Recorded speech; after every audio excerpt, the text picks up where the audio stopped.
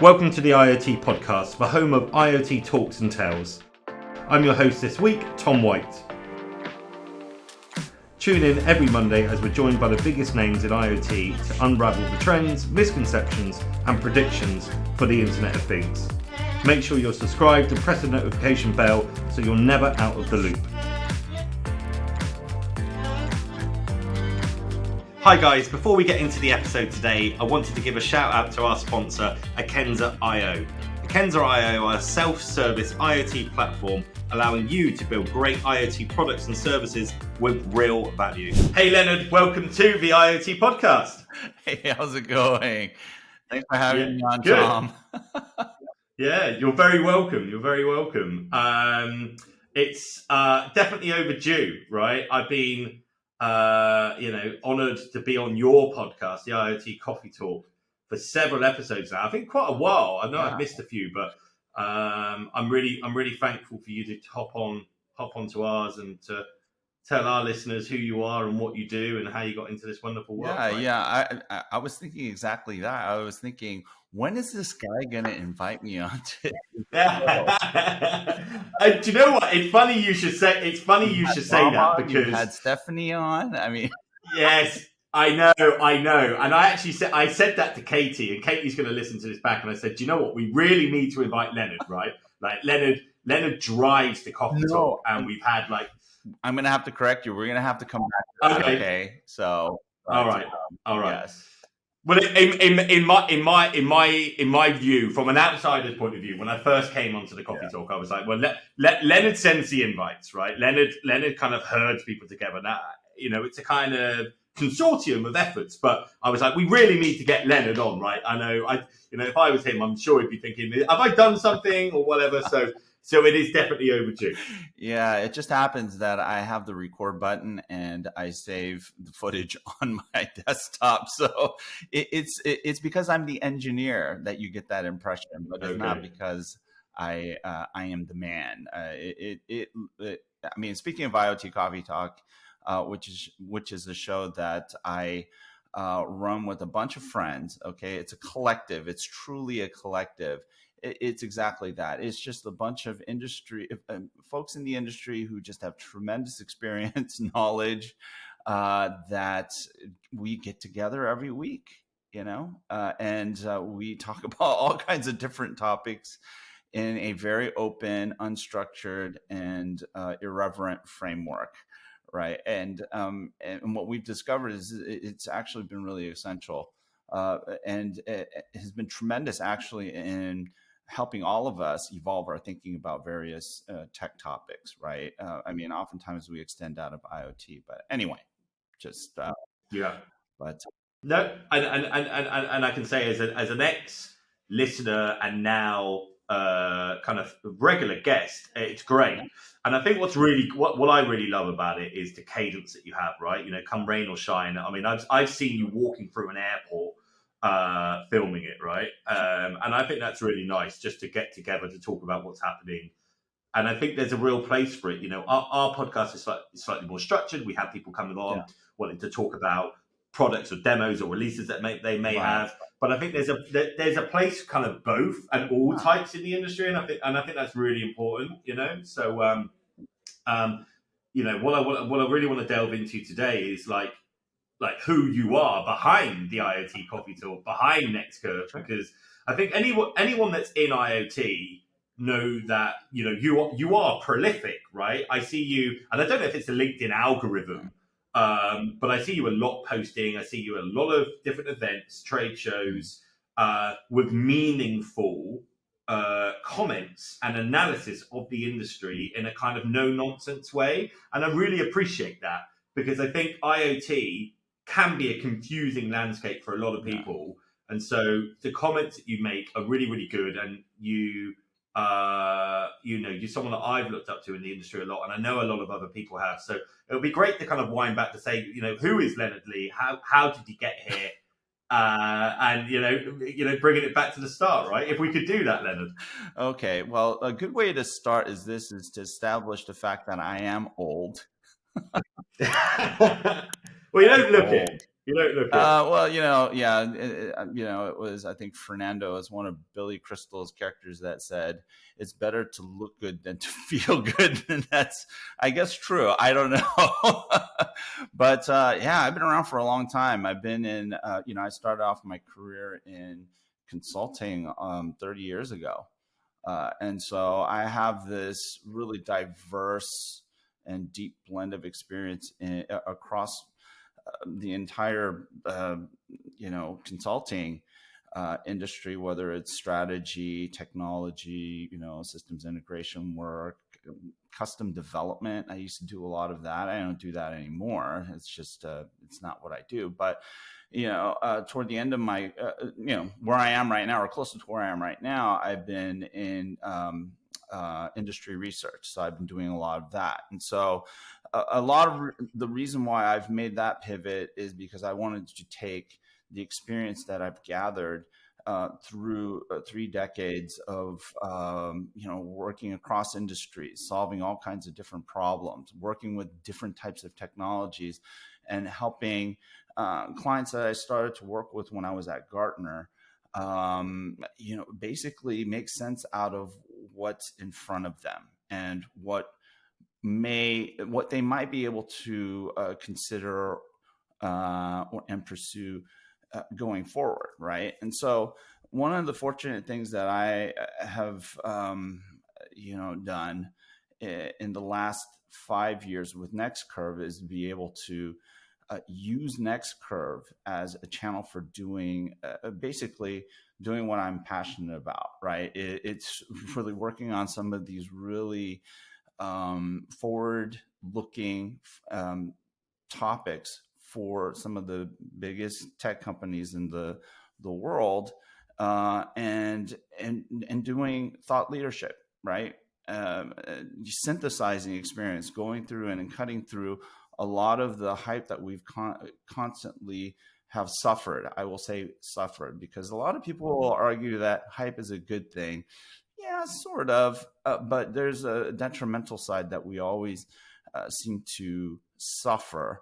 And it ends up being non-productive. And so, one of the reasons why NextCurve is around is I like to help everyone, the industry, cut through the hype, figure out where the floor of value is, the ground truth on value, and help the industry by helping the industry get a good feel for where technologies are today and what can be done to express value through their organizations, what they do, as well as the industry as a whole, industries as a whole. So,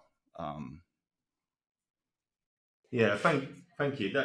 I think that's really needed, right? I hadn't realised that you were so deep into consultancy and SI in the past. Actually, wow, that's interesting. yeah, I think that, no, yeah, I didn't realise. I mean, it's definitely something we should talk yeah. about, Sometimes off I air at some forget, to point. tell you the truth. I'm old. Well, I think it's really interesting the point you've made there, and I'm going to ask you a question. So, at what point does the hype become unhealthy then?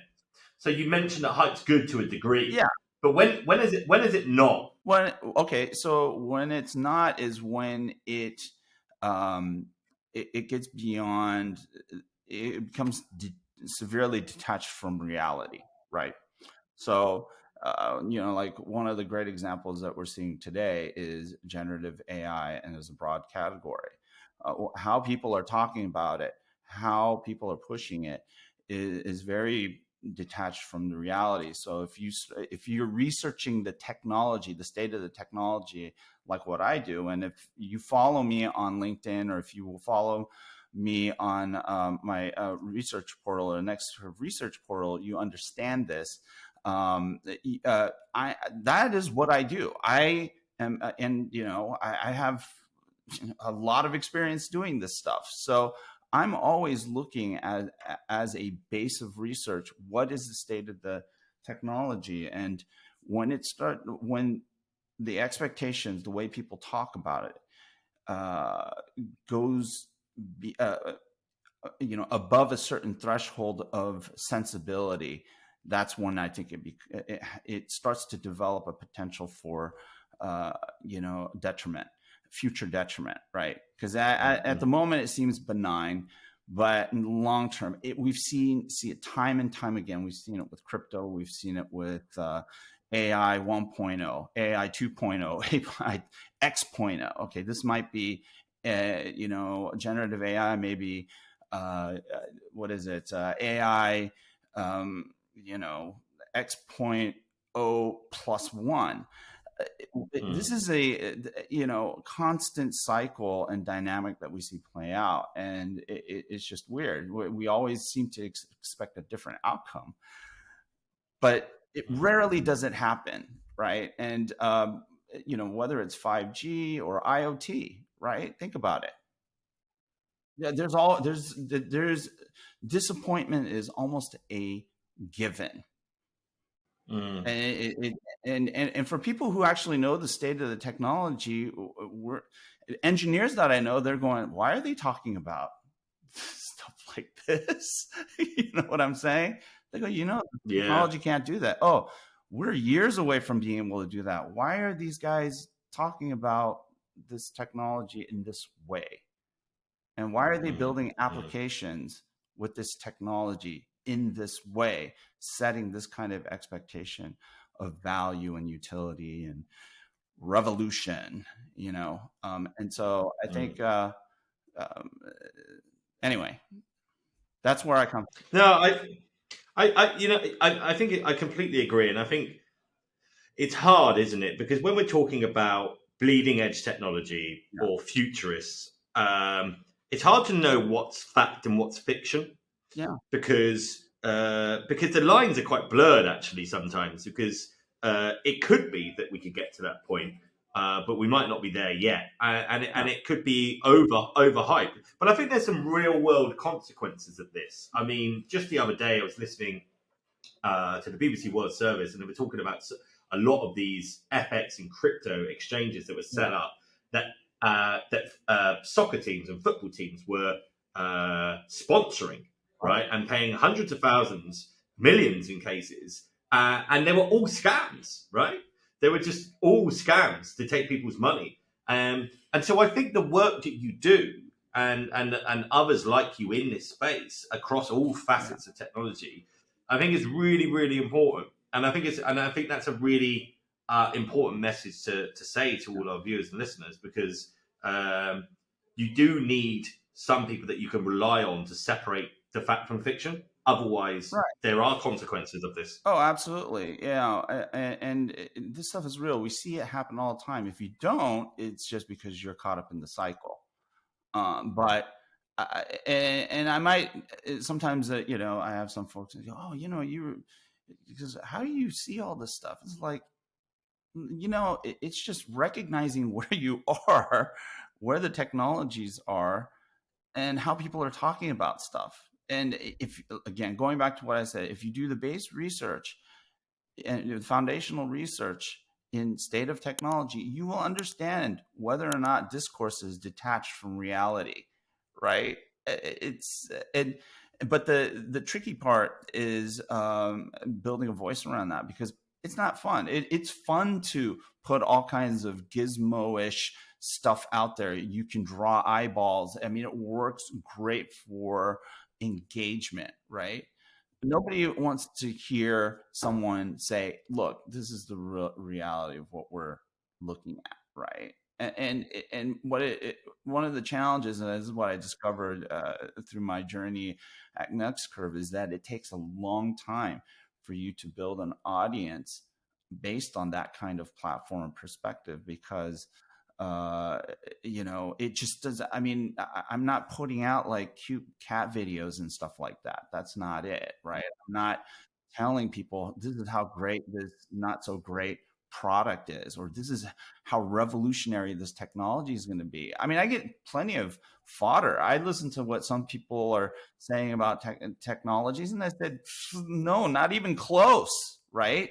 So there's always a correction or a grounding opportunity that I find for my audience, right? It's like, look, watch out for this kind of stuff because it's actually detached from reality, right? This is what's actually happening. Like, for instance, there has been no real revolution in AI. What has been the revolution is someone decided, let's put this out in the wild. And we talk about a lot about that on IoT Coffee, talking about how certain practices, especially coming out of Silicon Valley, foster some sort of sometimes some dubious behaviors, right, and decision making, and so the thing is that the technology is continually in a state of research. There's problems that have not been solved that people have been working on for a long time. And where it gets, I think, starts to become very dubious and potentially dangerous is that when things just go off the rails in terms of the grounding, right? And then, things tip over. It's inevitable, because when you hear people talk about something and they're claiming that it does something that it can't do, something's gonna happen. Right? I mean, yeah. So but my clients definitely find, on the advisory side of things, definitely find value in my perspective, because I kind of tell it like it is, and they themselves are exposed to a lot of hype. They're reactive to it, right? Because hey, look, someone says this is a gajillion-dollar market opportunity. We got to do something. We got to come up with a story. But then sometimes the better story, the sustainable story, is exactly not that. Do you know what I'm saying? But it takes a while for brands and companies to be comfortable in their own, and then find their own identity, their own purpose in reacting to the latest hype, right? But there is definitely a compulsion. I'm attending RSA, and then they're talking about Gen AI all over the place. It's like, well, you're not really making it fit the agenda and what you guys do, but okay, I get it. In order to be cool, you have to have a Gen AI story, right? I mean, we see people do that all the time. They did it with blockchain. They did it with everything. They do it with everything, right? So. I think, do you know what the irony is with Gen AI for me is people are saying how it's going to take over certain people's jobs and blogs, etc., and content creation. Yeah. But people listen to the opinion of the journalist on their view of that topic. And that's what Gen AI can't do. So people listen to your opinion. Adversely, if there was a reviewer reviewing cars, they want his or her impression on that, not Gen AI's kind of boilerplate, right? So that's kind of the irony in that kind of situation, is that your clients trust you for your view, your experience, and your 30 years to give them an honest appraisal of what you believe, as opposed to Gen AI's stock answer, which is often wrong, right? Oh yeah, it just makes it will simply make stuff up occasionally, and I hate that we're doing this because I just don't want to talk about Gen AI. It was about to come up. It's about to come up on any podcast in the world right now about any subject. It was about to creep in somewhere. Well, it makes for such a great example, though. And it does. It's a case study that exemplifies why Next Curve is around and why I do what I do. But you're absolutely right. But yeah, let's get off Gen AI. I think people have had an earful of that stuff. So the next topic. We're absolutely part of that. So Leonard, this is something that's quite personal to me, I would say, because my individual background was from embedded engineering at university. Yeah. I studied. And so I was quite close to the metal, right, on this stuff. I kind of understood it from a silicon point of view. But over the years, I kind of stepped away from that. And I believe become more of a techno enthusiast as opposed to a technologist, because I'm not so close to it anymore. And I think sometimes perhaps I've suffered with a bit of imposter syndrome actually in the IoT landscape, because I am not so close to the actual mechanics of the business, so to speak. And I wanted to ask you a question on that. What is your view on the techno enthusiast as opposed to the technologist? And do you see value in both of them when it comes to putting out content around IoT?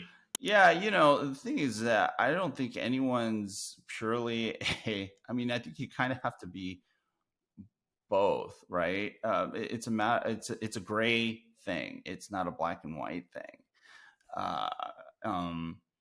Some people just like to write about technology. You can't be absent. You shouldn't be, or at least most folks who actually make it in terms of having influence or a voice have a little bit of both, right? And you certainly can't be a thought leader without being somewhat of a techno enthusiast, right? And having a voice, wanting to say something about it, share perspective. Your perspective is grounded in some knowledge of technology, technical knowledge, right? It's not absent of it. I think if it was, you're going to have a lot of trouble finding an audience, although I do know some folks that have found audiences that don't seem to have a technical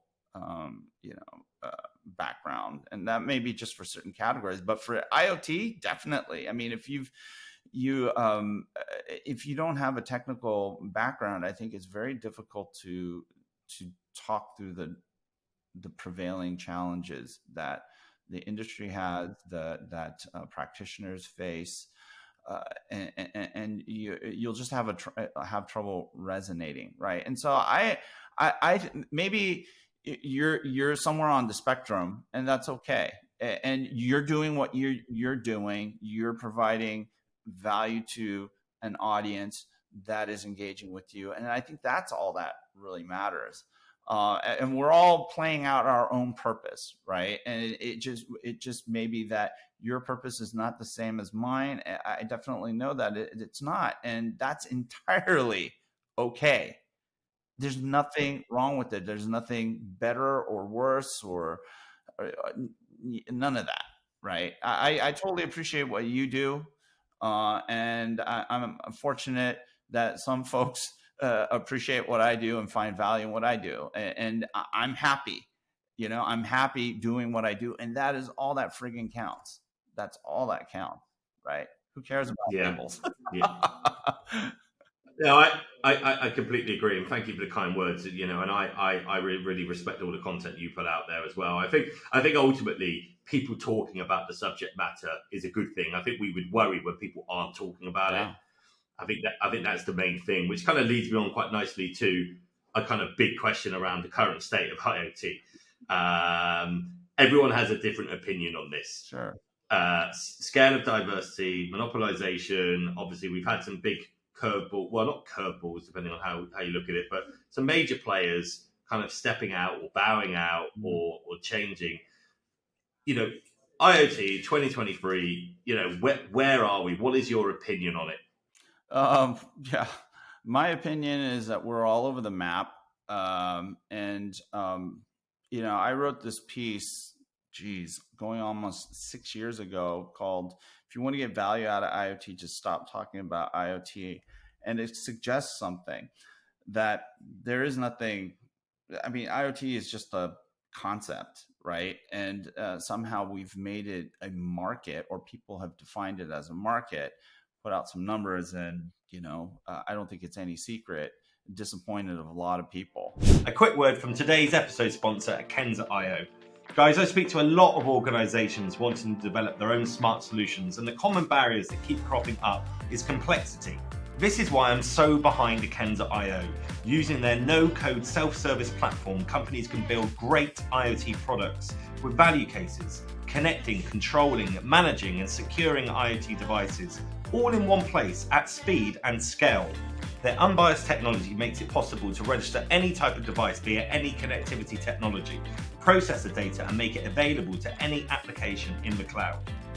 the platform is adapted to organizations of all sizes, from startup to enterprise, from one device to massive IoT deployments. Thanks to the self-service solution, you can start creating your IoT case right away, even without coding skills. Akenza.io are offering an exclusive 30-day free trial, so you can test the platform out for yourself.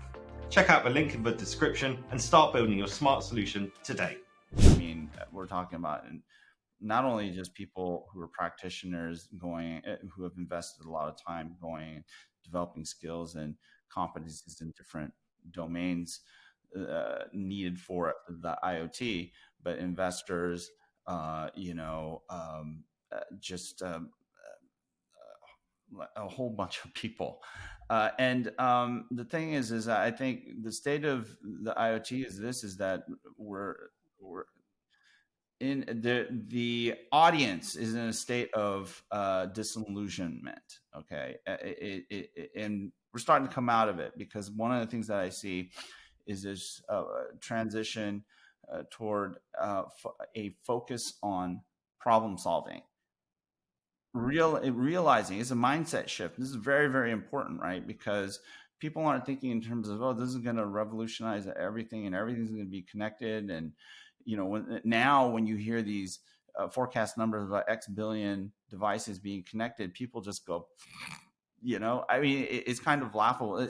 And we're realizing, okay, that doesn't matter. What matters is helping customers, right? Helping people, enterprises, organizations with what can be, helping them with technologies that can solve problems, and realizing that this stuff is, number one, a lot harder than anyone expected, and pivoting toward a better actually mindset as well as model for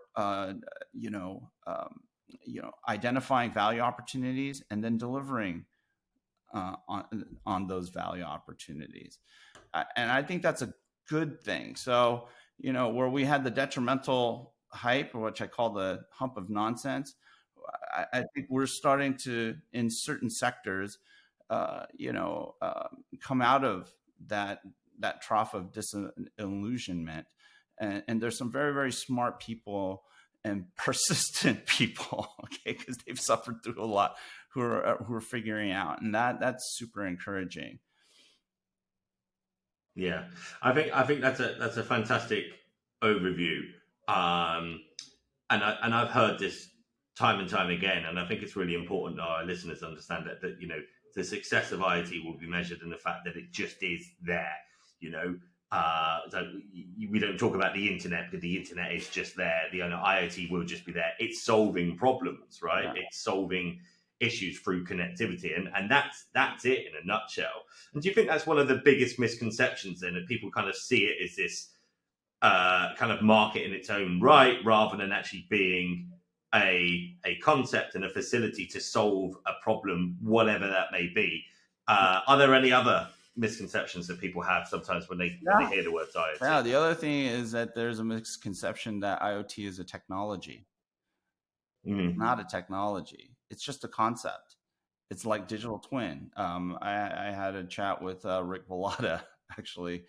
We have our own little series going on, Next Curve, and we talked about digital twin. And the one thing that he and I agreed on definitively is that it's just a concept. And it's not a market. It's just a concept. And I think, losing sight of that causes a lot of problems. And it's also not like I said, it's not a technology. You can't quantify it and define it as such. There's a lot of people who try to, but then we get that spaghetti mess of like different forecasts and market models and stuff like that. And it's like, how constructive is this stuff? When you look at the structure of the market, it's so fragmented. I mean, that's like the only thing everyone says is like, everything is so fragmented. It's like, guess what? That fragmentation is probably never going to go away. And that's why you don't see certain types of scaling hypotheses or thesis playing out well. Right? You mentioned earlier, some very big guys thought, hey, this is a scale out game. We can just create a platform and everyone's going to use it and we're going to make gajillions of dollars, right? That has not happened. And it's because this misconception, number one, that it's a technology, and then number two, that it's somehow a market. And that caused even some very smart people to get very confused about what's right in front of them, right? And there are some very big companies who've been at this game for a long time that are making a slow transition technologically to adopt some of the technological elements that go into this IoT concept, right? But it's just part of natural evolution of products. You know what I'm saying? Especially in the industrial space. And so, and then you have, anyway, that is, I mean, we can talk all day about this stuff, but those are the two fundamental misconceptions that everyone has struggled with. Yeah, and I completely agree. We had Dr. Birgit Bosch, who I think sits on the chair of the Digital Twin Association, and also works for Bosch over in Germany. And we had a similar discussion around digital twins.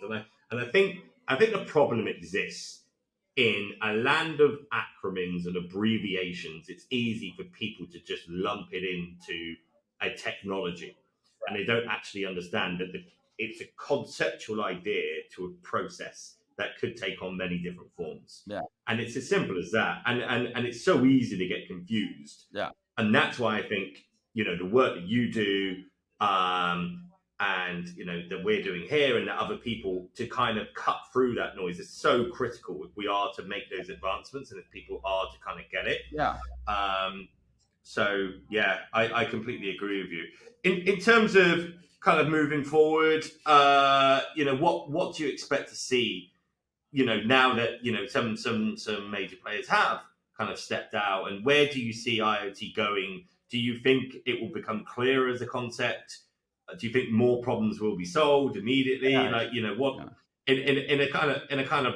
real sense, both this year and over the next few years. Yeah. Well, Rob and I had this really funny IoT coffee talk where we talked about the need for IoT plumbers. So I think everyone is going to be buying a truck, sticking on their IoT logo, IoT XYZ, right? And then putting like a, massive plastic sensor mold, model on top of their van. And they're going to become plumbers. They're going to realize, hey, we got to do this stuff out in the field. This isn't like a developer sitting in a ivory tower somewhere, at a hyperscale data center, crunching numbers. This is, roll up your sleeves kind of work. Go out there and actually implement a system, not just software, a system.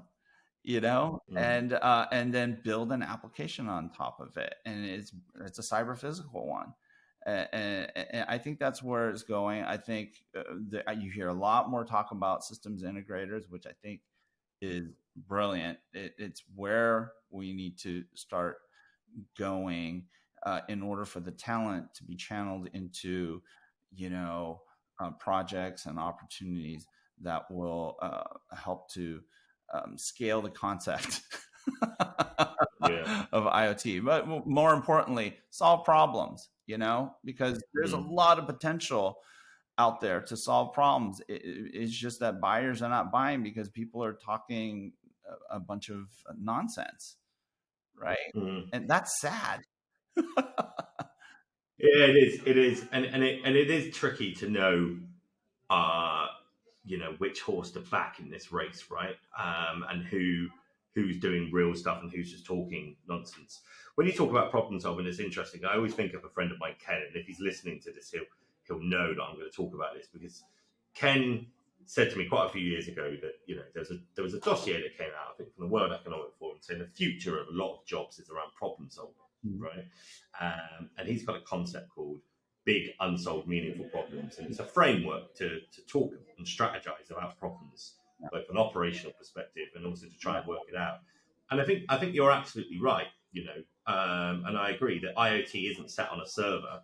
IoT is actually in a field, literally in a field somewhere, solving an issue. Yeah. Be that tracking cows on a dairy farm or whatever. Yeah. And that's happening. We've had guys on the podcast doing that, and I think Rob is out in the cool, field right now. He's supposed to be Yes, that's right. Yeah, and I think that's the cool thing about it. I think that's what's attracted to me to IoT in the first place. That you can do stuff which otherwise wasn't possible, through low powered sensors and battery harvesting and and so on and so forth, right? And I think I'm with you on that. The problem solving aspect of it is where we need to be headed. So I think that's fantastic.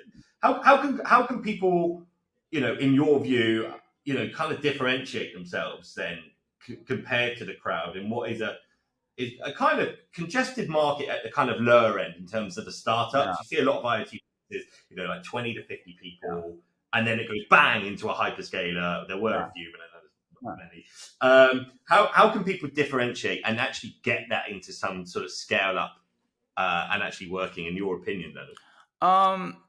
There's a couple of things that has to have to happen. You have to have a few players out there that are going to focus on problem solving, and then they're going to be working with a network of partners. I'm not going to use the term ecosystem, but they're going to be working with the network of partners and vendors that don't have an identity crisis and know how they fit, become very good at what they do in supporting a smaller number of let's call them consultative SIs that can go out and deal with the diversity, the complexity that's out in the field, and bring simplifying solutions and technologies to solve problems. And not everyone is going to be playing that role.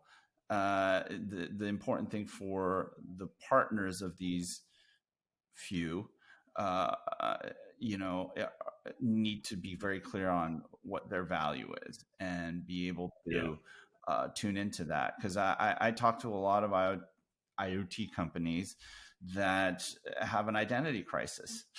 They don't know who they are. And and so as that becomes resolved to a certain degree, I think that's where people can differentiate themselves.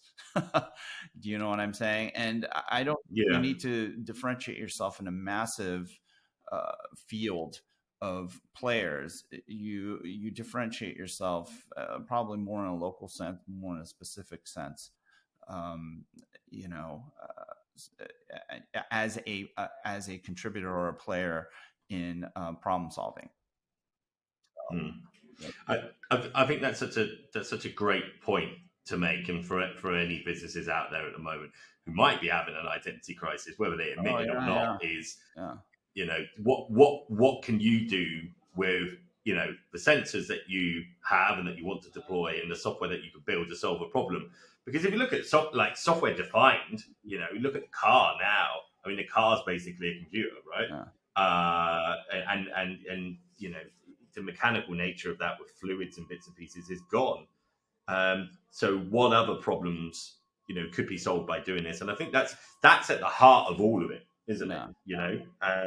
So I completely agree. Leonard, we've got a question from our audience, which I want to ask you, which has been thrusted in front of me for really? the podcast. Yeah, and it's actually quite similar to what we were talking about, but I'll read it as it is in front of me now. What are some of the most promising new IoT startups and technologies you're currently following? I think one of the more interesting things that I see happening, the tiny ML, I think is really interesting. A Yeah. lot of the new, um, heterogeneous computing technologies that are going into new SoC or chip design. I think that's really a big deal. It sounds super boring, right? It's unsexy. It's not like, process stuff, right? We're not talking about like 0 nanometer excitement But it's here, important, but these are you know. all like huge architectural shifts happening that are not futuristic. These are now things that will have big implications on the kind of intelligence we can put out there, especially in terms of augmenting sensors. Right? We're not talking about AI that's going to take over the world. This is very narrow, very specific stuff. But to be able to take fuzzy logic and augment what a sensor can do. It has a lot of implications, not only in terms of capability, but also how we can deploy systems, architect and deploy systems. And that has broad implications, whether from an edge computing architecture standpoint or the architectures of devices themselves, right? So new form factors, new ways of, new possibilities in terms of how we can think about IoT solutions and systems. So I don't know, kind of Yeah. boring, but you know what? That's sometimes the stuff that matters is just not that sexy. Yeah, to be honest, I don't think it is, and I don't think our listeners would feel that either. We've had Jan on from Edge Impulse on the podcast. We've had Evgeny from Qualcomm.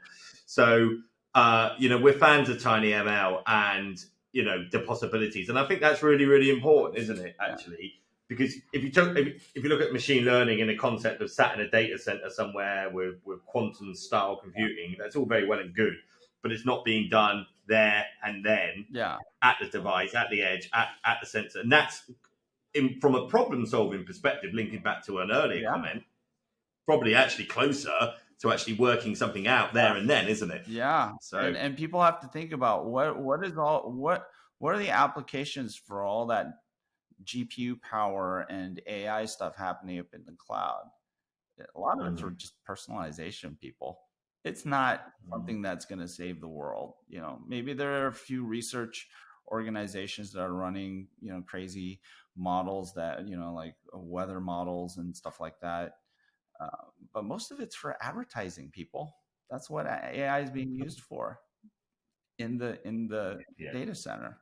So I think the more important versions of AI are going to happen across the edge to solve problems, augment things, not replace, augment, because we already do. We're already at 6 Sigma. This stuff will help us get to some valuable 7 Sigmas. Leonard, absolutely fantastic insights. We've got some quick fire questions for you. Non-IoT, non-tech related, but just an insight into your mind. Oh no!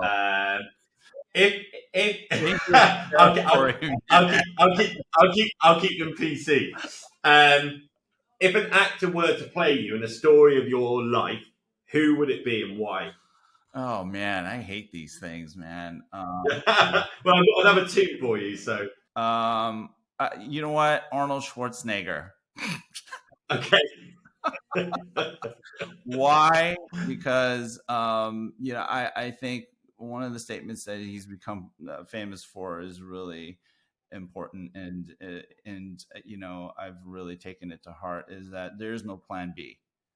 In order to make something happen for yourself in whatever shape or form or form of expectation, there is no plan B. Go for it. Yeah. That's what I've tried to do. It's tough. Super tough. I like that. Do you know what? I've just looked at a reminder that I've got on my computer, and I heard something the other day, and that reminded me of it. and it was the phrase, how you do anything is how you do everything. And I like that. And I think it works as a plan that's B. really deep. Yeah, it is quite deep. If you could learn any new skill, what would it be and why? I'd love to figure out how to play the drums. So I play guitar. I play bass. You're a great guitarist as well, right? I don't know. I'm okay. I can handle my own, but I'd love to be able to play drums. So, nice. How's that? At the same time? That would be even. Well, you have to do that first thing before you can get to that really cool thing. But yes, I'd love to be a one-man band at some point. Playing all the different parts. But yeah, I still need to learn how to play the drums. Yeah. All right. Last question. Favorite entrepreneur in tech over the years? Who would it be for you?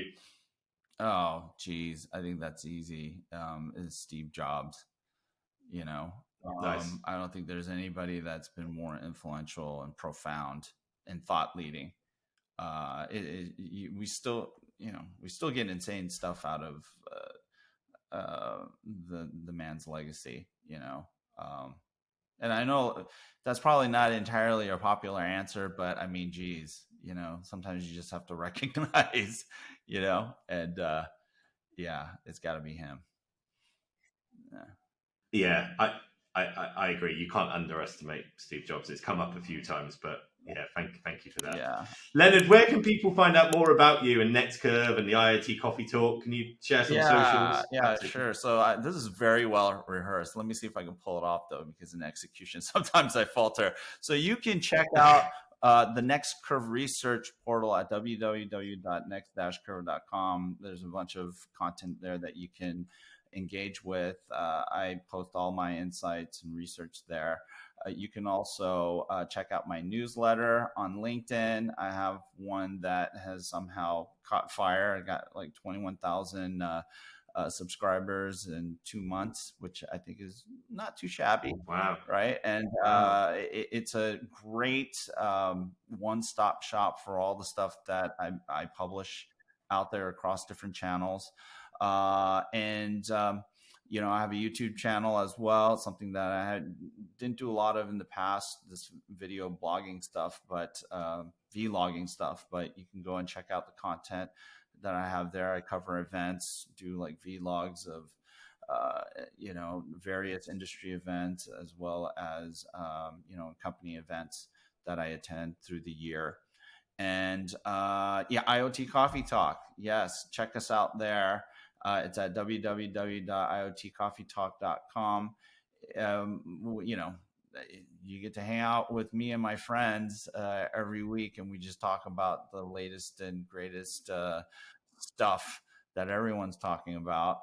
We just put a little bit of irreverent spin on things, and and that whole program is really important to us because we support a charity called Elevate Our Kids at www.elevateourkids.com, and that's where we're putting connectivity as well as compute in the hands of children in underserved communities to address the digital divide and bring equity to education.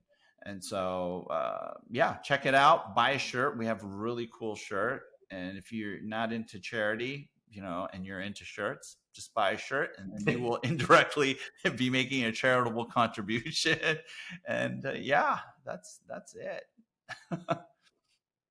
Leonard, thank you for coming on the IoT podcast. Well, thanks for having me. It's been a pleasure. And, we'll see you on IoT Coffee Talk soon, right, Tom? Yeah, absolutely. Before we go, I wanted to thank today's episode sponsor, Akenza.io. Don't forget to check out the link in the description and gain access to a 30-day free trial of their self-service platform.